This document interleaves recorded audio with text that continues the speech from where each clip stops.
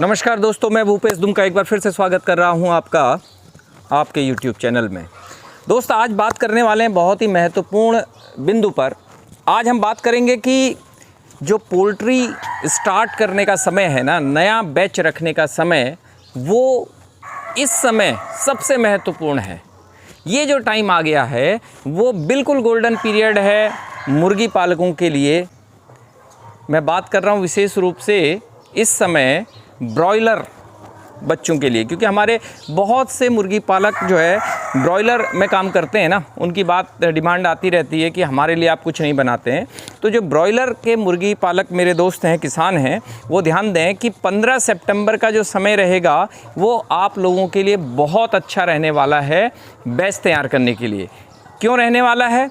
क्योंकि अब जो मौसम है वो धीरे धीरे गर्मी जो है ना वो कम होना शुरू होगी।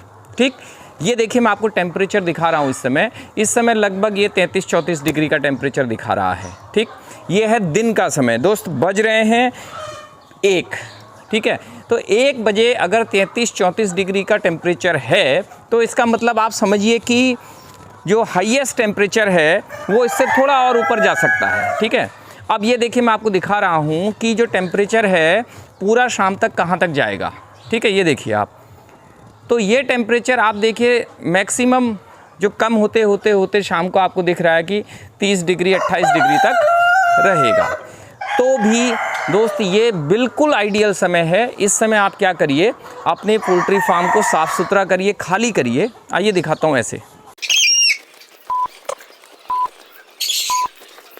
ये देखिए दोस्तों, हमने ये बड़ा खाली कर दिया है, ये पूरा क्षेत्र भी खाली है। अब इसकी सफाई हो रही है और आप देखेंगे अभी जहाँ पहले देसी मुर्गियाँ थी ना, वो दिखाता हूँ, ये भी क्षेत्र खाली हो गया। अब एकमात्र बचे हैं ये देसी कड़कनाथ जो पहले आओ पहले पाओ पर उपलब्ध हैं। और ये है हमारा न्यू बैच जो इस बार सीजन के लिए तैयार है। ये है देसी मुर्गियाँ जो पहले से अंडे दे रही हैं। ठीक है दोस्त, तो ये पूरा क्षेत्र हमारे पास लगभग 2100 स्क्वायर फीट इस समय खाली है। अब देखना है इसमें आगे क्या होता है। तो दोस्त 15 सितंबर को अगर आप बैच लाते हैं, मैं ब्रॉयलर की बात कर रहा हूँ, तो आपको 40 दिन में उसे बेचना है। ठीक है, तो 15 सितंबर का मतलब 15 अक्टूबर को आपको 30 दिन होंगे। ठीक, और 20 अक्टूबर को 35 दिन। तो 35 दिन में बिकना मैक्सिमम लोग बेच ही देते हैं। और अगर 40 दिन में भी आप बेचते हैं तो 25 अक्टूबर तक आपका बैच खाली भी हो जाएगा। अब आप सोच रहे होंगे कि इस बीच में ऐसी क्या खास बात है, ये तो हमेशा ही होता है, लेकिन ऐसा नहीं है। इस बीच में है खास बात। देखिए खास बात क्या है वो मैं आपको बताता हूँ। देखिए अभी क्या है ना, हमारे देश में श्राद्ध का समय है।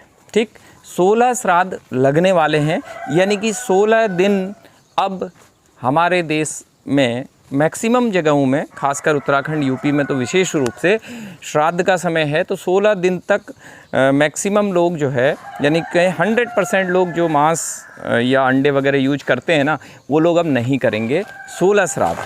तो 16 दिन तो आपके ये गए 15 सितंबर से, तो आ गया आपका लगभग 2 अक्टूबर। ठीक, और 16 श्राद्ध के तुरंत बाद दोस्त स्टार्ट हो जाती है नवरात्रि, यानी कि 9-10 दिन आपके वो गए। तो 16 और 9 कितने हुए? लगभग 25 दिन। ठीक है, तो 25 से 30 दिन आपका माल बिकना नहीं है, या यूँ कहिए कि आपको रेट नहीं मिलने हैं बाज़ार में, क्योंकि डिमांड बहुत कम हो जाएगी।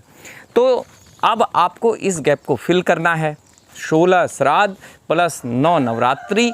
ठीक है, तो इस 25 से 30 दिन का पैकेज मानिए। इस बीच में आप बच्चों को तैयार कर लीजिए, और जैसे ही नवरात्रि समाप्त होगी आपका माल बाज़ार में निकल जाएगा। और उससे पहले अगर आपने तैयार किया तो हो सकता है आपको रेट कम मिले। ठीक, तो ये इसलिए मैं कह रहा हूँ कि इस समय टेम्परेचर को लेके, मौसम को लेके कोई समस्या नहीं है। और उधर अक्टूबर के बाद मौसम ठंडा होना शुरू हो जाएगा, और नवंबर, दिसंबर, जनवरी में ठंड बढ़ेगी।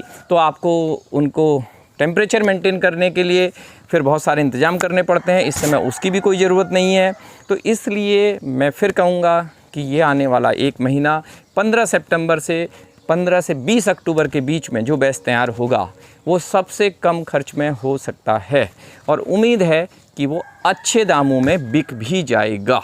ठीक है दोस्त, तो आपको अगर हमारी ये बात अच्छी लगी हो तो आप इस समय 15 सितंबर के बीच तैयारी कीजिए नए बैच की, ठीक। और ये वीडियो आपको कैसा लगा ये ज़रूर बताइएगा। और जो लोग नए आ रहे हैं ना इस चैनल पे, वो लोग भाई इस वीडियो को लाइक करना और सब्सक्राइब करना मत भूलिए, क्योंकि ऐसे ही छोटे छोटे टॉपिक्स मैं आपके लिए लाते रहता हूँ। मिलते हैं एक नई जानकारी के साथ अगले वीडियो में, तब तक खुश रहिए, बने रहिए, नमस्कार।